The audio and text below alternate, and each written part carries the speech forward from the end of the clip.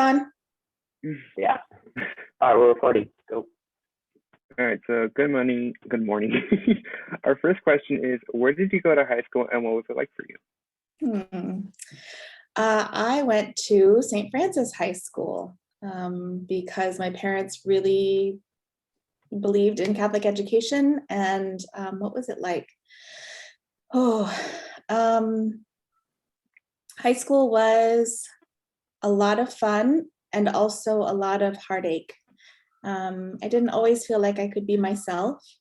And I didn't always feel like being Chicana, Mexican American was welcome. And so I kind of had to find friends who were more accepting and just kind. I think high school is a really hard time and a really special time. So I think in hindsight, I turned out okay, but a lot of the lessons that I learned around friendship and being who you want to be really came out of that high school experience.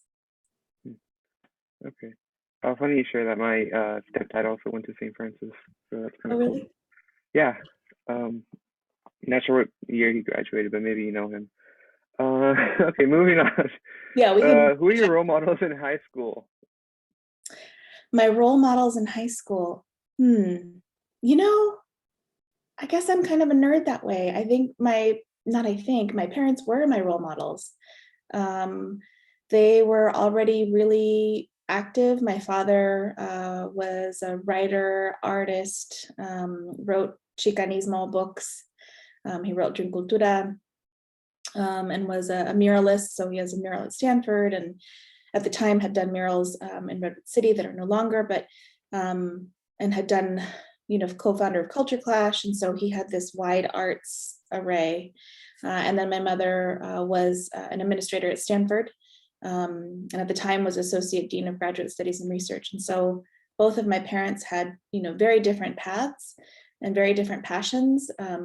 But both of those pathways were ones that really interested me. And so I don't know that I always tapped into it as a high schooler, but I really did look at the work that they did and just admired, where they had come and who they had become, with being super proud of who they were.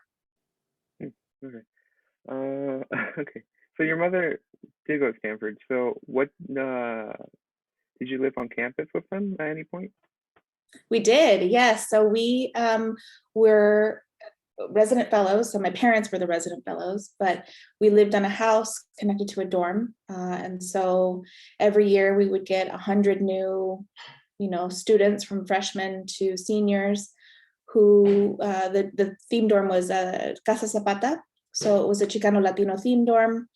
And a lot of the programming we did was around cultura. So they would have things like, Zoot Suit Night, where they would invite a band, Dr. Loco and the Rock and Jalapeno Band. And then, the students would dress up, or we would invite people like Carlos Santana, Rigoberta Menchú. So it was just a really special, unique childhood. Yeah, it sounds like it. So this is where my part of the interview ends, but it was really nice asking you a few questions. Okay, next question. When you lived at Stanford or near Palo Alto, what were your 3 favorite things about Palo Alto or Stanford? Oh, well, I think just being able to, because we lived on campus, being able to ride our bikes anywhere was pretty magical. The campus is much more, it's bigger now, and so it's more congested, but it felt like a big playground. Don't tell Stanford this, but we used to go pond hopping. So we'd ride our bike to one of the fountains and we'd jump in and swim, and then we'd ride our bike to the next one. And so we would do that in the summer when it was really hot.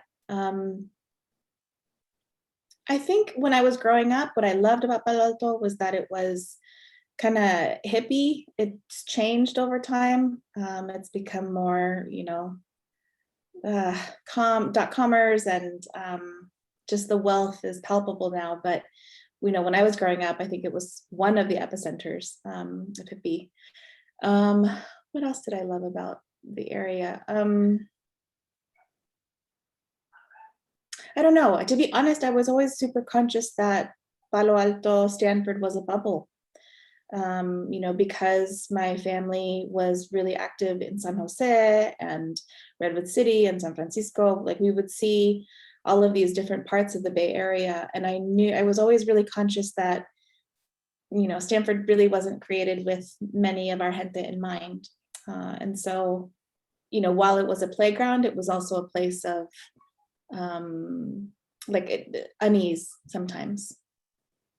It seems fun. The jumping in the fountain. I'm sorry? Okay. Okay. Never mind. What kind of challenges did you have in high school?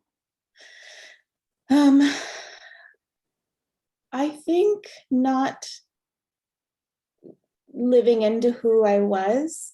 I think sometimes in high school, I remember feeling pressured to adapt to what people thought I should be, as opposed to what who I wanted to be. And so there's a lot of performative pieces for me when I was going to high school around, like I really loved to dance when I was in high school. And so I thought, okay, well, the easiest access to dancing was cheerleading. But then there was this whole, like person that you had to be, at least what I thought you had to be when you were a cheerleader, and in order to get along with the popular kids. And I think part of my challenge in high school was balancing who I was at home and who I was at school. And they didn't always feel like they were on the same page. Okay. Mexican American are the largest ethnic group in America. Why are they so ignored in the media? Oh, well, I think a lot of it has to do, it's one of those chicken or the egg conversations. Because I am in the field of education, I really believe that everything begins and ends with education and cycles through education. So there is a history of unequal access to educational opportunities for Mexican American, Chicana, Latina families and students. And when we think about the way that resources are distributed, and even still, we have rich schools and we have poor schools. Historically, the way that Mexican American students have had access were through the quote unquote poor schools. And so when we think about, unequal opportunities from elementary to high school, right? And then even if you're valedictorian of your class in high school, even at a quote unquote poor school, right, less resource school, you'll go to college alongside other people who were maybe the middle of the road in their rich school, right? So even the middle of the road, right, the playing field is not even. So opportunities to do extracurricular activities, opportunities to do advanced placement courses are completely different with respect to these schools. And so if you just keep following that opportunity through high school, and then access to higher education, and then access to professions, it's a cyclical process. And so when we think about who has access to the media, what kinds of corporations control the media, and then who works in those corporations, it really dictates who is seen as important. And if we are really mindful about the conditions that are shaping or feeding really this like generation of wealth, it is not Mexican Americans or Latinos who are quote unquote important in feeding this capitalist approach to society. Okay. Oh, sorry. What is your message to Mexican American and Latino students on pursuing their dreams? Oh, I think that I love this question. I think I really urge our gente to really trust in who they are and know that your bilingualism, your biculturalism, your multilingualism, multiculturalism is really core to our work to change the status quo and to shift the culture of our society. And that if we advance without forgetting who we are and who we came from, then we'll just continue to perpetuate these cycles of inequality. And so I would say to hold on to who you are and think about how you can not just get yours, right? So not just get your degree, but what it might look like to make sure that you lift as you climb, and that you make sure that other people, you're mentoring other people to come after you, so that the next generation will be that much stronger than you. Okay, well, there goes my turn of the questions. I'm gonna pass it on to Mateo. Great. Thank you, Jesus. What are your interests and hobbies? What do you like to do for fun? Oh, I love weaving and textile art. So I learned to crochet as a kid, my grandmother, and then embroider. And then maybe, how long ago?